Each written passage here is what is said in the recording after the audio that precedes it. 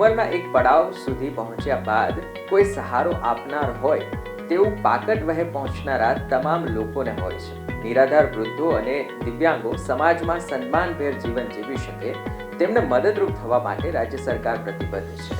આવા નિરાધારોને આર્થિક રીતે આધાર મળે તે માટે સરકારે અનેક યોજના પણ અમલમાં મૂકી છે.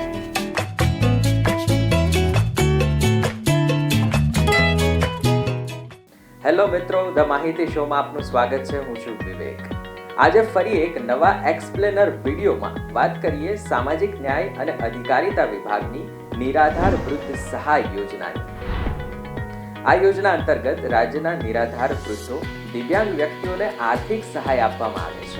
જેમાં આ યોજનાનો લાભ 60 વર્ષ કે તેથી વધુ ઉંમરના વૃદ્ધ તથા અશક્ત કે દિવ્યાંગ વ્યક્તિના કિસ્સામાં 75% વધુ દિવ્યાંગતા હોય અને 45 કે તેથી વધુ ઉંમર હોય, જેમની વાર્ષિક આવક ગ્રામ્ય વિસ્તારમાં 1,20,000 અને શહેરી વિસ્તારમાં 1,50,000 થી વધુ ન હોય તેવા લોકોને આ યોજનાનો લાભ મળનાર છે. આ યોજના હેઠળ 60 થી 79 વર્ષ સુધીના લાભાર્થીને માસિક ₹1,000 અને 80 કે તેથી વધુ વયના લાભાર્થીઓને ₹1,250 ની માસિક સહાય ડીબીટી મારફતે સીધી ખાતામાં ચૂકવવામાં આવશે.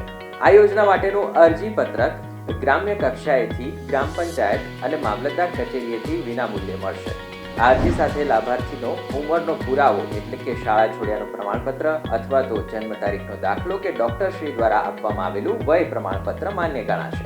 સાથોસાથ આધાર કાર્ડ, બેંક એકાઉન્ટ, પાસબુકની નકલ, આવકનો દાખલો, રાશન કાર્ડ સહિતના દસ્તાવેજો પણ અરજી કરતાએ જોડવાના રહેશે.